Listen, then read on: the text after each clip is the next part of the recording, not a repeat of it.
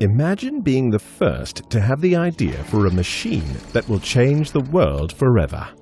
You work like mad, designing a device a century ahead of its time.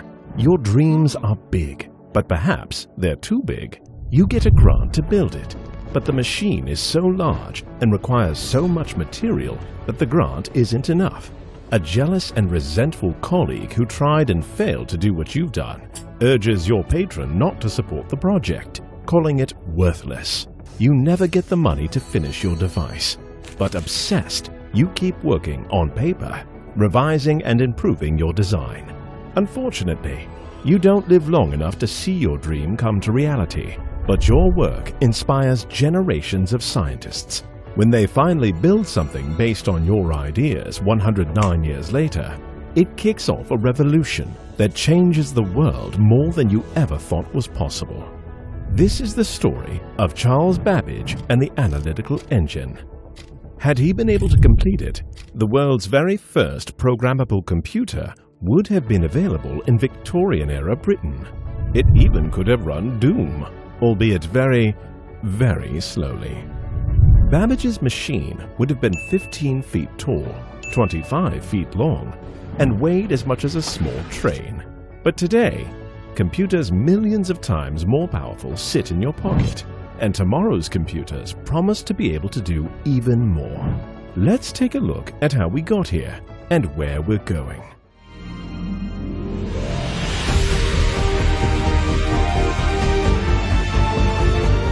Starting early in the Industrial Revolution, there was the desire to automate long, tedious computational tasks using mechanical devices.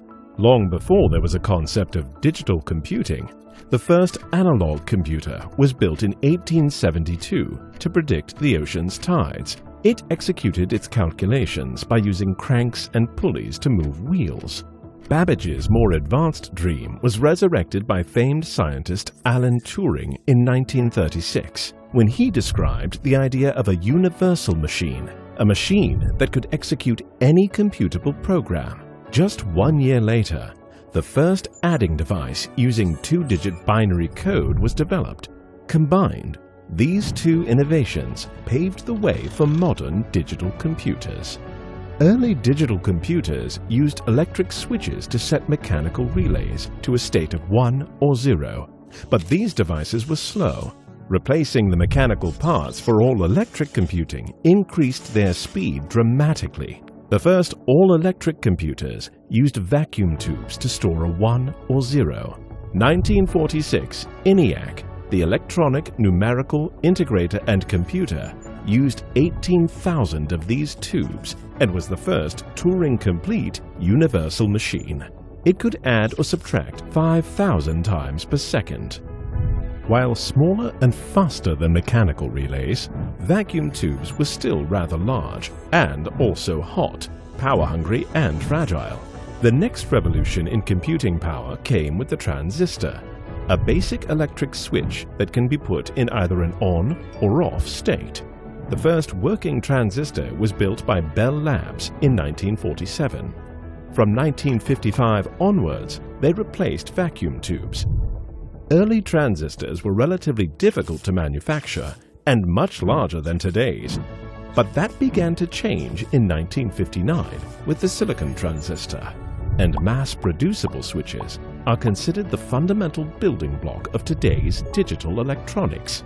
Along with their creation came the integrated circuit, also known as a microchip, in which thousands of these transistors could be contained on a single compact chip.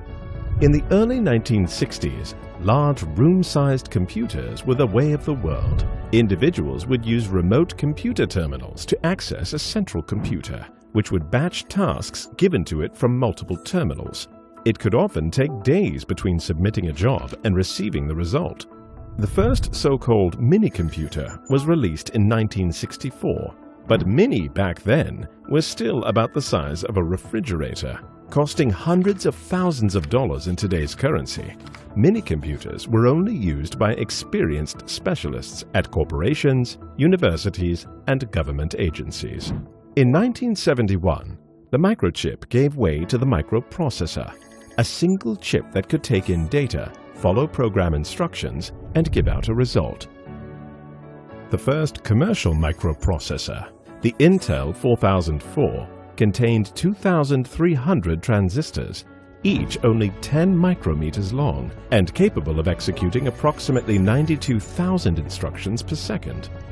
These processors became widely used to control devices like microwave ovens and traffic lights. However, transistors rapidly became smaller and smaller, enabling more and more powerful devices. As far back as 1965, Intel's Gordon Moore predicted the number of transistors on a microchip would double every year. He was right, and in 1975, he updated his prediction to a doubling every 2 years. That prophecy has held true ever since, coming to be known as Moore's Law. The microprocessors of the 1970s made possible the first microcomputers, also known as the personal computer. At first, these devices were only popular with electronics enthusiasts, but the first spreadsheet application, VisiCalc, released in 1979, proved that these devices could be useful for the public at large. 1983's Apple Lisa, featuring a Motorola processor with 68,000 transistors, used all that power to be the first personal computer featuring a graphical user interface, making it much more user-friendly than the computers that had come before. The Lisa's applications allowed users to create digital art and write documents. The modern PC we all grew up on is, in a sense, merely a more advanced version of what started with the Lisa. But today's PCs are radically more powerful. The rise of the Internet allowed access to powerful processing run remotely on servers, similar to the terminals of the 1960s computers. Meanwhile, in the early 21st century, microprocessors began to include multiple cores which could process instructions in parallel, making them much faster. And while Intel's first microprocessor had 10 micrometer-long transistors, today's transistors are often as small as 3 nanometers. Apple's M3 Max processor features 92 billion of them. All this power has taken us from simple, low-resolution graphics to hyper-realistic 3D worlds. It allows us to render virtual reality, stream 4K video, and have little care for how many tabs we leave open in a browser window. Perhaps most miraculously, you can like this video and subscribe to Beyond Now. Today, even the microcomputer is often considered too large. As the size of transistors has shrunk, we can now fit yesterday's supercomputers into our phones.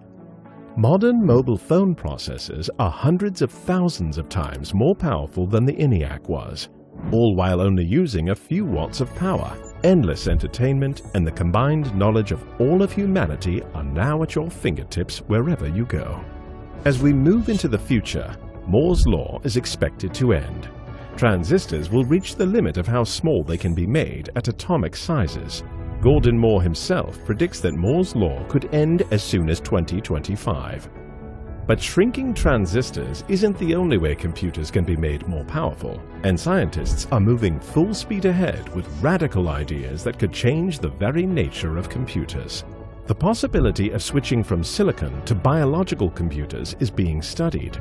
These biological computers, also called wetware, would use DNA, proteins, or neurons to process instructions. Such computers could theoretically solve complex mathematical problems while using far less energy than electronic computers, and perform more reliable calculations by processing data simultaneously rather than sequentially. A neuron, for example, could direct electrical pulses through over 200,000 channels in any synaptic connection, far greater than the binary limitation of today's transistors. However, such technology is very far away, although proof-of-concept experiments have been successfully conducted, including using leech neurons to process basic addition. A little closer to prime time are quantum computers. Similar to neurons, quantum computers have the potential to increase computing power by moving away from binary. Quantum computing uses qubits, bits that are neither 1 nor 0, but in a superposition between the two. We like to think we're pretty smart here at Beyond Now, but we're not smart enough to understand how the hell that's supposed to work. Nonetheless, companies such as Google and IBM have successfully built basic prototype quantum computers.